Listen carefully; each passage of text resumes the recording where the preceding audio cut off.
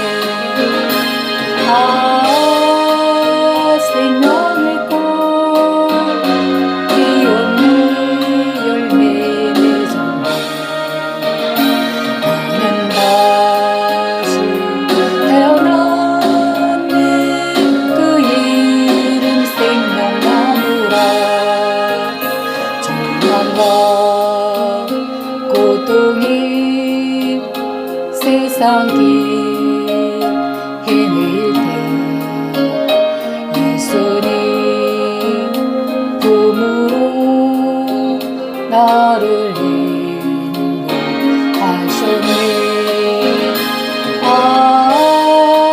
생명의 꽃 피었네. 열매 맺었네. 나는 다시 태어났네. 그 이름 생명나무라. 지나온 인생길 부끄러운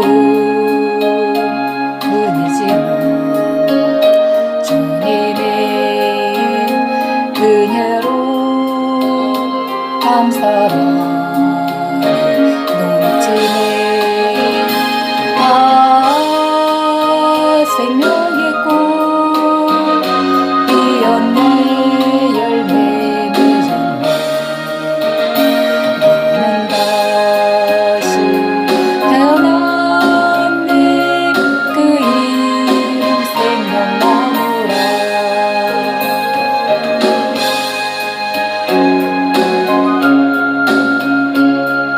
그 이름 생명나무라.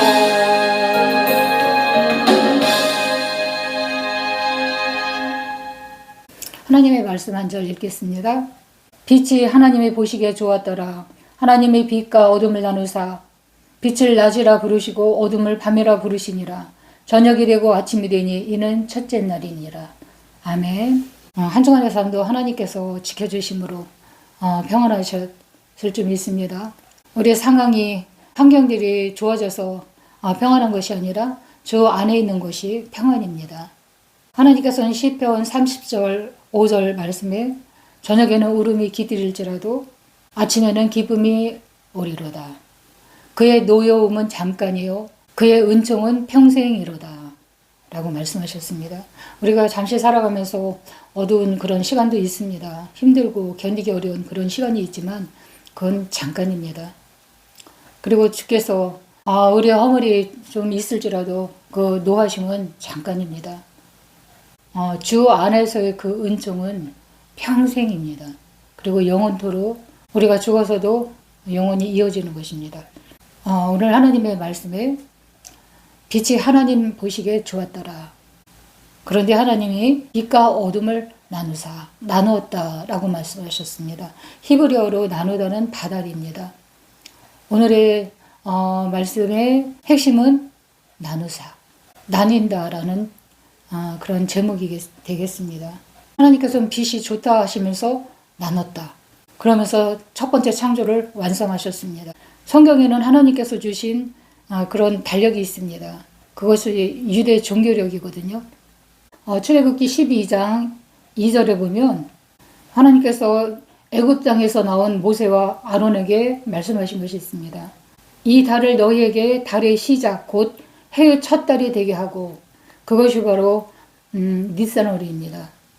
지금은 서양력으로 3월입니다. 이 니산월은 3월입니다. 6월절이 시작되는 3월을 니산월 첫 달로 보고 있습니다. 왜냐하면 하나님께서 명령하셨기 때문에 유대인들은 지금도 그 종교력, 민간력을 사용하고 있습니다. 그리고 우리는 그 달력을 주목할 필요가 있습니다. 니산월은 또 다른 말로 아비벌이라고도 합니다. 이 아비비라는 뜻은 새로운 시작을 뜻하는 옴이 돋는다, 새싹이 돋아난다는 그런 의미를 가지고 있습니다. 그리고 또 현재 기독교에서는 사순절 기간입니다. 어쨌든 맥은 같이 하는 것 같습니다. 죽음에서 생명으로 나아가는 것은 같다고 할 수가 있겠습니다. 예수님께서 지신 그 십자가, 그 죽음이 있어야 부활의 생명으로 나아가는 것과 마찬가지로 이 유대력에서는 니산월, 아비월에 죽었던 것 같은 어둠이 물러나고 새싹이 도는 세 달로 이어지는 첫 달을 이 니산월로 정하고 있는 것입니다. 하나님께서는 왜 니산월을 새해 첫 달로 주셨을까? 분명히 의미가 있습니다. 하나님께서 행하시는 일은 그 무엇 하나도 의미가 없는 것이 없습니다. 영적인 의미가 있고 우리에게 가르치는 그 교훈이 있는 것입니다. 출애굽한 이스라엘 백성은 애굽에서 탈출한 거죠. 이 애굽이란 세상을 말하는 것입니다. 그 애굽의 영향권 아래에 있던 종교를 포함한 문화생활, 또 관습, 풍습 이런 것이 400몇 년 동안 젖어 있었기 때문에 그것을 벗어버릴 필요가 있었습니다. 그렇기 때문에 그 습성들, 관습들, 그것에 행해졌던 모든 것들을 이제 버리고 새로운 출발을 의미하는 그런 날로 니산월을 새해 첫 달로 정하라. 그리고 지키라. 말씀하신 것입니다. 그리고 또 이때에 맞춰서 예수님께서 오신 것입니다. 예수님께서 초림을 하셨고 또 이제 재림의 때를 우리는 또 기다립니다. 또 예수님께서 오실 때도 이 절기에 맞춰서 오시는 것입니다. 예수님은 6월절에 어린 양이십니다. 그리고 또 유대 절기에는 7월 10일이 장막절입니다. 마지막 추수 때입니다. 그런데 이제 서양력으로는 그때가 추수감사절이 있는 그런 달이니까 9월이나 10월 정도가 됩니다. 많은 성경학자들과 또 선지자 또 기도하는 사람들은 그때를 굉장히 중요한 그런 절기로 보고 있습니다. 예수님께서 장막절에 오신다는 그런 설이 가장 유력한 것 같습니다. 그런데 중요한 것은 장막절에 오시든 6월절에 오시든 그것보다도 우리가 항상 깨어서 예수님 맞을 준비를 하고 있다면 내일 오셔도 오늘 당장 오셔도 예수님 맞을 준비가 있으면 됩니다. 그래서 니산월의 그 의미는 시즌이 바뀌는 그런 달이다라는 의미입니다. 또한 요한계시록, 묵시록이라고도 합니다. 16장에 보면 천사 7이 나옵니다. 그리고 7 대접이 나옵니다. 이건 재앙입니다. 7째 대접을 공중에서 쏟았을 때 그 재앙이 쏟아집니다. 이거는 마지막 때를 말씀하는 것이라고 볼 수가 있습니다. 심판을 뜻하기도 하죠. 오늘 본문 말씀과도 연관이 되는 그런 말씀입니다. 성경은 구약과 신약이 항상 연결이 됩니다. 무너졌도다 무너졌도다 큰 성 바벨론이여 모든 나라에게 그의 음행으로 말미암아 진노의 포도주를 먹이던 자로다 하더라. 이라는 막강한 그런 패권국이었습니다. 지금은 쪼그라든 그런 나라지만 옛날에는 패권국이었습니다. 미국처럼. 지금 이란과 미국, 이스라엘이 전쟁 중입니다. 그런데 이것은 우연이 아닙니다. 성경에 이미 다 예언이 된 그런 것이 이제 나타나는 것일 뿐입니다. 이미 예언이 선포되었고 실행되는 것입니다. 이 바벨론이란 이란을 말하는 건데 무너졌도다. 무너집니다. 지금 뭐 호르무즈 해협을 막아서 석유값이 급등하고 좀 세계 정세가 불안하고 이러다 3차 대전이 일어나는 거야 라고 걱정하시는 분들도 있습니다. 또 우리나라는 스공 사건까지 있죠. 쓰레기 봉투가 없어서 막 사재기 현상이 일어나고 또 석유값이 리터당 2,000원대로 올라가고 또 물가에 비상이 걸렸습니다. 또 우리 개인의 삶 또한 마찬가지입니다. 아픈 시절이 있습니다. 어둡고 좀 어두운 터널을 지나는 것 같은 그런 고통의 시간들이 있습니다. 죽음으로 인하여서 찢어지는 그런 분리 아픔, 그런 슬픔이 또 있습니다. 죽음이 산 사람과 갈라놓는 아픔을 주기도 하지만 그것도 끝이 아니라 새로운 닛산월로 들어가는 것입니다. 죽은 사람은 부활의 그 새로운 닛산월로 들어가는 것이고 남아있는 자들은 그 고통을 이기고 또 새로운 시즌으로 들어가는 것입니다. 또 부르심의 소망을 따라서 주님의 뜻을 이루기 위해서 부르시는 그런 분리의 그런 시간들도 있습니다. 아브라함은 이라크 갈대아 우르에서 우상장사하던 사람입니다. 석공입니다, 직업이. 석공은 돌을 쪼아서 그 우상의 형상을 만들어서 파는 그런 우상장사였습니다. 그런 아브라함은 그곳에 살 때 거부였던 것 같아요. 많은 약대와 양들도 있었고 또 종들도 많이 거느렸던 그런 거부였습니다. 하지만 부르심의 그 소망의 뜻 하나님께서 부르시니까 즉각적으로 순종했습니다. 그래서 본토 친척 아비집을 떠나서 알지 못하는 그곳 하나님께서 지시할 땅 가나안을 향하여서 미련 없이 아낌없이 다 버리고 짐을 쌉니다. 그것은 주님의 소망을 이루기 위한 그런 부르심에 순종하는 그런 모습이라고 할 수가 있겠습니다. 아브라함에게도 친척과 그 아비집을 떠난다는 것은 분리의 아픔이 있죠. 그렇지만 하나님의 소망을 따라서 아낌없이 버리고 떠납니다. 그뿐이 아니고 야곱 또한 하나님의 소망의 뜻을 이루기 위한 그 부르심이 있었던 것입니다. 인간적인 시각으로 봤을 때 야곱은 속이는 자이죠. 사기꾼이죠. 형을 속여서 장자권을 빼앗았습니다. 그리고서는 형이 죽일까봐 자기 삼촌 라반에게로 도망을 갔던 거죠. 그런 야곱을 하나님께서는 이스라엘로 바꾸기 위해서 또 애굽으로 들어가게 하십니다. 그 가나안 땅으로 다시 오는 그런 여정을 우리는 볼 수가 있습니다. 그리고 또 요셉도 마찬가지입니다. 자기가 원해서 갔던 것은 아니죠. 애굽 상인에게 팔아서 애굽 땅에 억지로 가서 종살이하고 감옥 생활을 했지만 그건 하나님의 선하신 뜻에 따라서 하나님의 소망의 큰 뜻을 이루기 위해서 하나님께서 가족들과 분리시키신 것입니다. 그래서 자기 형제들을 구하고 나라를 구하고 다시 살아서는 갖지 못했지만 유골로 가나안 땅에 묻힙니다. 이렇게 우리에게는 하나님께서 분리시키시는 시기가 있습니다. 어둠이 짙게 깔린 이 시간이 슬프십니까? 또 나라 꼴을 보니까 깝깝하십니까? 3차 대전, 또 기름값 폭등, 쓰레기 봉투도 2장밖에 못 사는 이 시국이 불안합니다. 하지만 6.25를 겪은 우리 민족이 아닙니까? 이 눈물의 시간은 잠깐입니다. 아침이 되면 기쁨이 오리로다. 이런 희망적인 메시지를 우리는 안고 가는 것입니다. 그리고 하나님의 분노는 잠깐이라도 그의 은총은 평생이로다. 얼마나 좋은 말씀입니까? 유대력으로 니산월, 아비벌 1월은 구별하는 그런 시기입니다. 빛과 어둠을 구별하는 시기. 하나님은 재앙을 주시기 위해서가 아니라 평안, 영원한 평화를 주시기 위해서 이렇게 니산월을 우리에게 주신 것입니다. 오늘 말씀의 키포인트는 나누다. 하나님께서 빛을 보시며 좋았더라. 그리고 빛과 어둠을 나누셨다. 빛에 대한 관점들이 다 다르겠지만 두 가지를 또 소개해 드리겠습니다. 양자 물리학이라는 것을 여러분도 들어보셨을 것입니다. 과학적인 그런 부분이죠. 이 양자 물리학에서는 이 빛을 에너지로 봅니다. 설계도의 원본이다 라고 말을 합니다.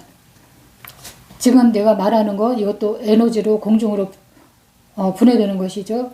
그럴 때 그 입자들이 다른 사람한테 이제 그 에너지가 목소리로 들리게 하는 것이라는 것이 주장입니다.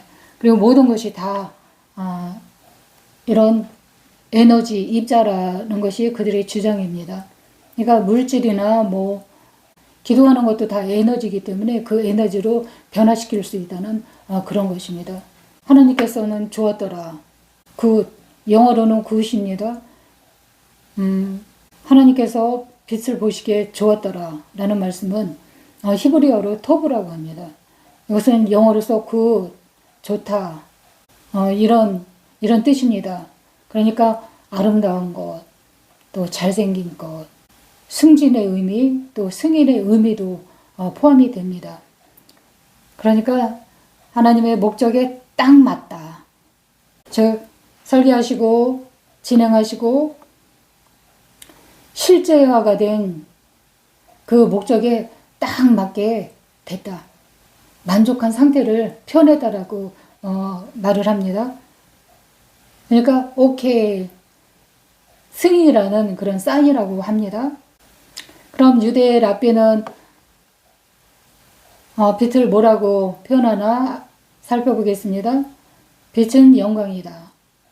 그리고 거룩한 영광이다. 그리고 그리고 분별의 기준이다. 즉 생존의 토대, 기틀, 동물과 식물 또 생물들이 살아가는 데 필요한 토대를 마련한 것이 첫 번째 창조의 빛이다. 그리고 다음 창조를 위한 빛이다. 하나님께서는 무질서에 인간을 그냥 집어넣지 않으십니다. 먼저 배경을 다 한탄하게 만드신 다음에 그리고 인간을 창조하십니다.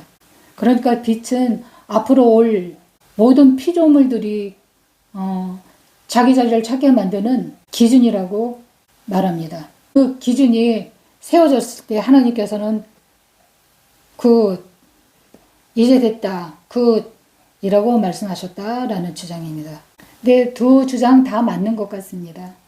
어떤 보는 관점과 표현은 조금씩 다르지만 다 이해가 되는 그런 말씀인 것 같아요. 그럼 하나님은 왜 빛을 주다라고 하셨나? 흑암이 덮고 있는 권세가 전부가 아니라는 것을 하나님께서는 선포하신 것입니다. 그래서 좋았더라 라고 말씀하신 것입니다. 빛이 나타나기 전에 이 흑암은 온 우주를 이렇게 덮고 있었습니다. 그러나 빛이 토브라는 판정을 하나님께로부터 받았을 때 이제 흑암은 빛의 지배로 들어가는 것입니다. 격화가 되는 것입니다. 하나님은 질서가 무질서에 이기는 권세의 역전을 기뻐하셨다는 의미입니다. 나의 정체성이 여기에 나타나는 것입니다. 나는 쓸모있게 지어졌다. 모든 존재보다 더 소중하게 지어졌다. 그런 존재라는 게, 목적이라는 게 우리에게 큰 위로와 안식을 줍니다. 세상은 능력을 보고 잘생겼어. 좋아. 잘 나가네. 아유 참 잘한다. 애기들을 보면서도 칭찬을 하죠. 비틀비틀하다가 바로 서면 잘하네 라고 칭찬을 합니다. 그리고 예쁘다고 칭찬을 하죠. 제가 재밌는 이야기를 하나 들려드리겠습니다. 부산 사투리를 심하게 쓰는 사역자가 있었습니다. 근데 이 교회가 이 성도들을 영적으로 많이 성장시키는 그런 교회였어요. 그러니까는 기도를 많이 시키고 훈련을 시키다 보니까 영안이 열려서 하나님의 응답을 받고 보기도 하고 이렇게 성장을 한 그런 사역자거든요. 축사하는 사역자입니다. 근데 하나님께서 기도를 하니까 내가 뭘 원하니? 라고 물어보시더랍니다. 그래서 하나님 제 코가 조금만 높았으면 좋겠어요. 아주 조금만 높여주세요. 라고 하나님께 요청을 했답니다. 그랬더니 하나님께서는 이렇게 보시고는 너는 너무 예뻐. 너무 예쁘다고 말씀을 하시더랍니다. 그래서 그러면 제 키를 조금만 1cm 아니 2cm만 늘려주세요 라고 말씀을 드렸대요. 그랬더니 하나님께서 또 보시더니 너는 그 키가 너무 예뻐, 너무 좋다. 그 키가 너무 좋아. 그리고 너는 너무 예뻐 라고 감탄을 하시더랍니다. 그거면 되지 않습니까? 하나님이 기준을 삼아주시면 그냥 그것으로 만족하고 행복합니다. 세상이 나의 기준이 되면 선풍기 아줌마 됩니다. 그리고 또 먹어도 또 배고픕니다. 이 배라는 것이 아침을 먹고 뒤돌아서면 또 점심입니다. 그럼 또 먹어야 됩니다. 점심 먹고 나면 또 저녁이 됩니다. 그러면 또 먹어야 됩니다. 이렇게 만족함이 없고 한번 먹음을 해서 그냥 채워지는 것이 아닙니다. 그러니까 이 선풍기 아줌마가 선풍기 아줌마가 되고 싶어서 선풍기가 됐겠습니까? 눈을 고치면 코가 조금 낮은 것 같아. 코를 높이니까 턱을 좀 깎아야 되겠대. 조금 균형이 안 맞는 것 같아. 그러면 또 턱을 깎습니다. 그러면 또 이마가 또 아닌 것 같아. 이마에 또 보톡스도 넣어보고 여러 가지 이곳저곳에 막 손을 대다 보니까 이렇게 그냥 선풍기 아줌마가 돼버린 것입니다. 하지만 낮은 코, 작은 키, 까무잡잡한 피부라도 하나님께서 보시고 좋다, 토부라고 말씀을 해주시면 만족할 수 있는 것입니다. 하나님께서 인정을 하시고 오케이 사인을 해주셨는데 그 이상의 무엇이 더 필요하겠습니까? 다른 사람 세상을 기준으로 나를 맞추는 것은 나의 정체성, 그 정체성을 버리고 우왕좌왕 갈팡질팡하는 또 무질서로 빠지는 것입니다. 내 안에 빛, 토부, 사명이 있다면 하나님께서 좋다라는 존재의 확신을 가질 수가 있습니다. 그런 확신을 가지시는 여러분이 되시기를 바랍니다. 실체에 대해서 말씀드리겠습니다. 우리의 실체에 대해서 우리는 알아야 됩니다. 이 땅을 만드실 때 아담이 만들어질 때 나는 태어난 것입니다. 그리고 언제 죽었나? 예수 그리스도께서 십자가상에 골고다 언덕에서 십자가에 매달려 돌아가셨을 때 우리의 자아도 같이 죽은 것입니다. 그리고 죽음을 이기시고 부활하셨을 때 나도 다시 태어난 것입니다. 거듭난 것입니다. 우리는 창조까지 갈 수가 있는 것입니다. 그 안에 생명의 씨앗이 있었기 때문에 창조 때부터 우리의 존재는 시작이 된 것입니다. 이 땅에 있지만 또한 하나님 보좌 앞에까지 올라갈 수 있는 것입니다. 나는 지금 이 땅에 살고 있지만 예수 안에 들어갔기 때문에 하나님의 보좌까지 올라갈 수가 있는 것입니다. 우리가 하나님 앞에 기도를 하면 하나님의 보좌까지 그 기도가 올라가는 것입니다. 그리고 우리 삶에 닿으면 어디로 가겠습니까? 하나님 보좌 앞으로 올라가는 것이죠. 그것이 나의 정체성입니다. 여러분의 정체성입니다. 하나님의 보좌 앞으로 나갈 수 있는 담대함을 얻은 것은 언제부터인가? 예수님께서 성소와 지성소를 나누는 휘장을 찢었을 때 그때부터 활짝 열린 것입니다. 예수님이 당신 몸을 찢으신 것이기 때문에 하나님과 맡겼던 그 지성소의 그 휘장이 찢어졌기 때문에 우리가 담대히 하나님께 다이렉트로 그 지성소로 나가는 것입니다. 생각대로 그것이 아닌 그대로 되어지는 것이 믿음이라고 할 수가 있겠습니다. 하나님을 신뢰함으로 그 믿음이 완성되는 것입니다. 그리고 우리의 삶 전체의 스케일이 달라지는 것입니다. 토부 좋았더라 선포될 때 하나님의 말씀이 내 삶에 간섭을 하셔야 됩니다. 내 삶에 제발 간섭하지 마세요 라고 하면 굉장한 교만이고 오만입니다. 가장 비참했던 그 흑암의 재료들을 가장 아름다운 그 토부의 결과물로 바꾸시는 분이 하나님이십니다. 우리의 분별의 기준은 무엇인가 생각해야 됩니다. 무엇이 진짜로 좋은가? 토부, 좋았다라는 것은 하나님의 뜻과 내 뜻이 일치가 될 때 그것이라는 것입니다. 내 삶의 강력한 가이드라인을 하나님의 기준으로 삼을 때 우리는 좋은 삶으로 살 수가 있습니다. 그리고 하나님께서 인정하시는 그런 삶으로 사라지는 것입니다. 내 삶에서 어둠의 시대가 이제 끝나길 바랍니다. 내 삶에서 어둠의 시대가 이제 끝을 내고 물러가야 됩니다. 자손 대대까지 물려내리지 않고 내 대에서 끊어내야 됩니다. 영적인 세계에서는 어둠은 끝이 난 것입니다. 이제 빛의 세계로 새로운 삶이 시작되는 것입니다. 우리의 삶은 창조에서부터 시작되는 것입니다. 빛과 어둠을 나누사. 아까 말씀드린 것처럼 양자 물리학에서 빛도 에너지고 어둠도 에너지라고 주장하는 것처럼 양자 물리학 과학에서는 빛과 어둠도 에너지로 봅니다. 그런데 그 빛의 에너지는 4.9%에 불과하다고 합니다.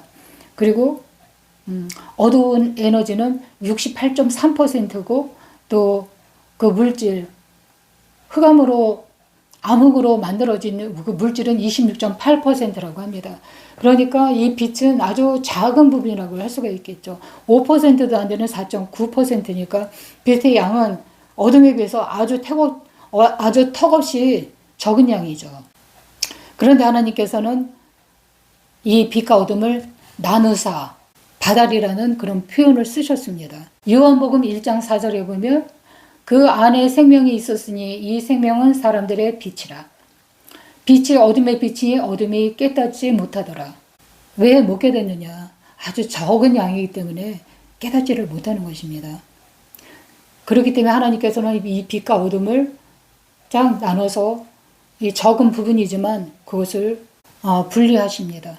왜? 표시가 안 나기 때문에. 이스라엘의 종교 지도자 그리고 지도자 또 이스라엘 백성까지 합세를 해서 예수의 생명을 주기라 했습니다. 그 피값을 누구에게 돌리느냐? 자기와 자기 후손에게 돌리라고 했습니다. 그래서 예수님께서는 십자가에 못 박혀서 돌아가신 것입니다. 빛을 죽인 것이죠. 피를 불러들였습니다. 누구의 선택입니까? 스스로의 선택이죠. 그래서 2000년 동안 그들은 자기가 입으로 내질렀던 그 말대로 그 피값을 톡톡하게 치렀죠. 자기와 자손들이 피의 보복을 얼마나 당했습니까?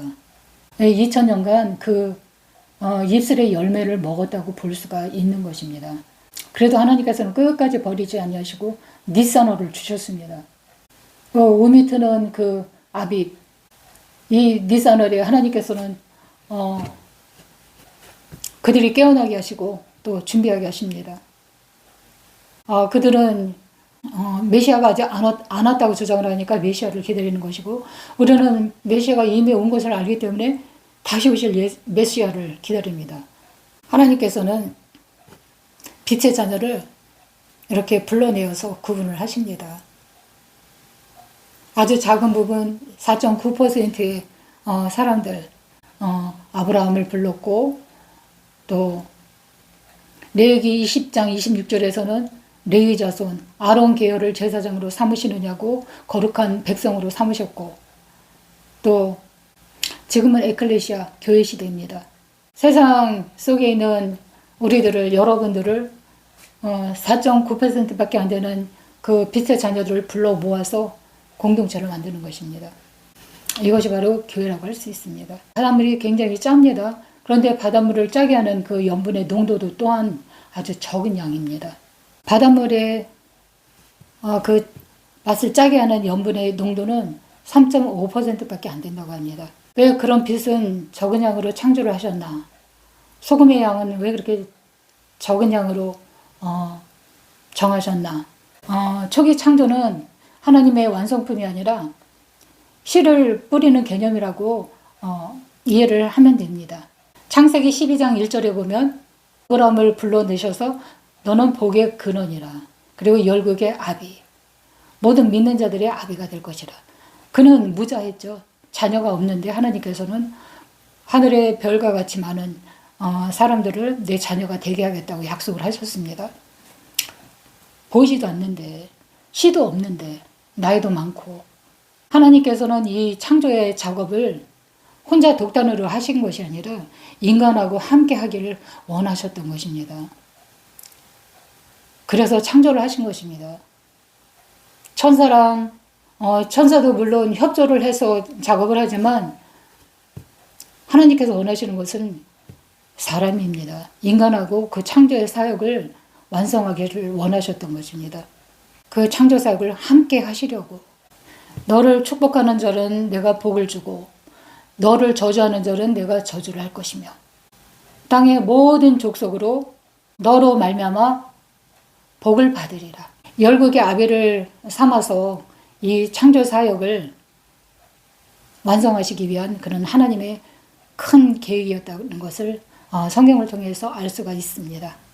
그런데 왜 예수를 믿는데도 우리에게는 만족함이 없을까? 의문이 들 때가 있지 않습니까? 이유가 있습니다.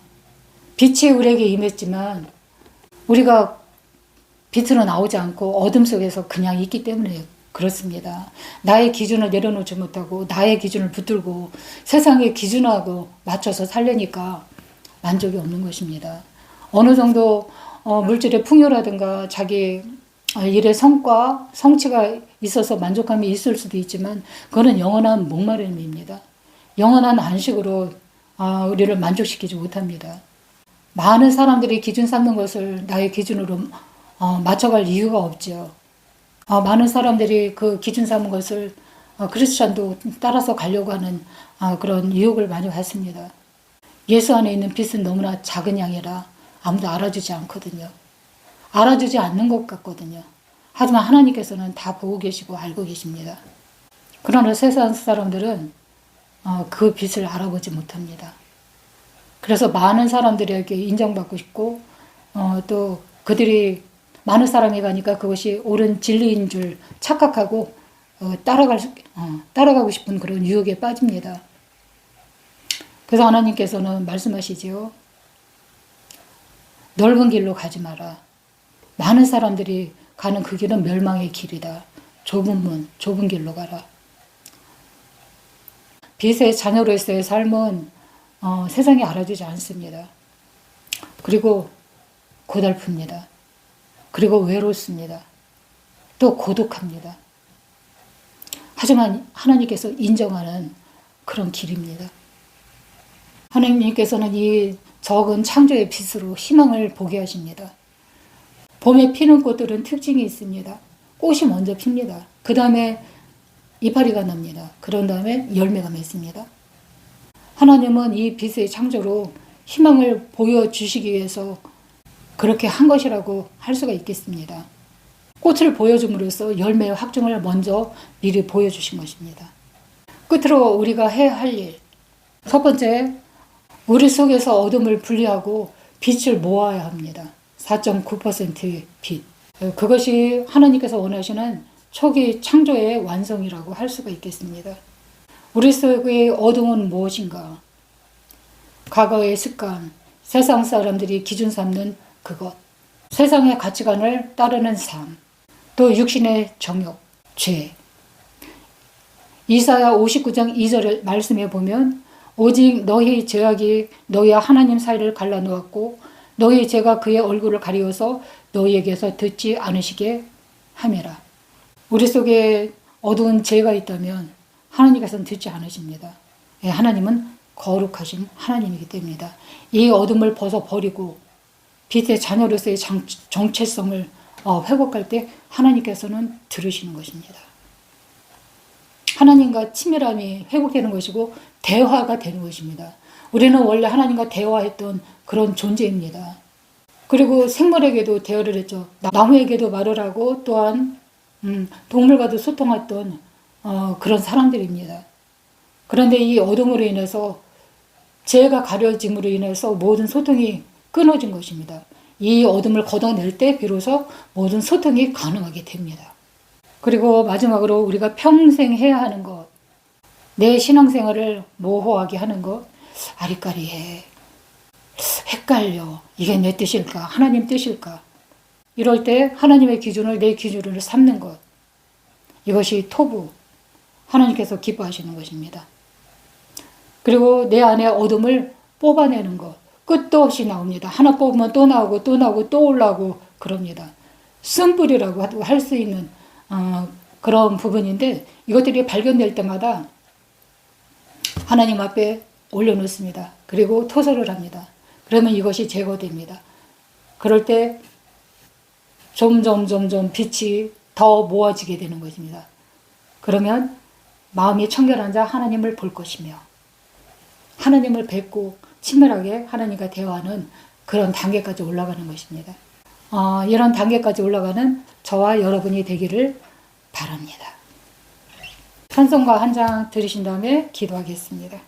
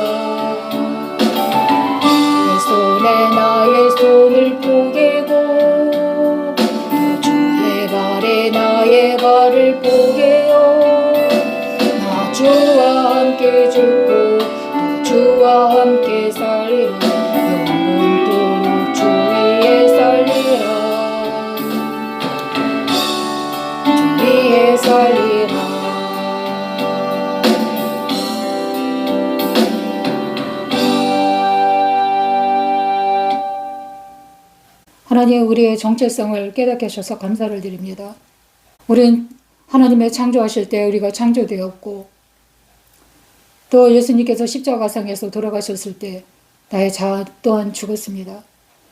또한 예수님께서 부활의 능력으로 다시 살아나실 때 나도 함께 살아났습니다. 그리고 빛의 자녀가 되었습니다. 작은 양이라서 세상은 알아주지 못합니다. 하지만 그것에 기준 삼지 않고 하나님을 기준 삼을 때 하나님께서 좋다라고 인정하시고 잘했다라는 그런 인정받는 그런 삶을 살아줄 수 있도록 인도하시니 감사를 드립니다. 우리가 하나님께 드릴 것은 사랑하는 마음과 믿음입니다. 믿음으로 하나님을 신뢰하며 더욱 사랑하게 마음과 뜻과 정성을 다해서 힘을 다해서 하나님을 사랑합니다. 그리고 하나님을 신뢰합니다. 사망의 그 음침한 어둠 가운데 버려두지 아니하시고 빛으로 삼아주신 것을, 빛의 자녀 삼아주신 것을 감사와 찬양과 하나님께 영광을 올립니다. 내가 세상 끝날까지 너희와 함께 있으리라는 그 말씀을 믿습니다. 우리의 일상 가운데, 삶 가운데 늘 함께 하시고 간섭하여 주시고 친밀한 교제로서 하나님과 동행하길 원합니다. 믿습니다. 감사를 드리며 예수님의 이름으로 기도드립니다. 아멘.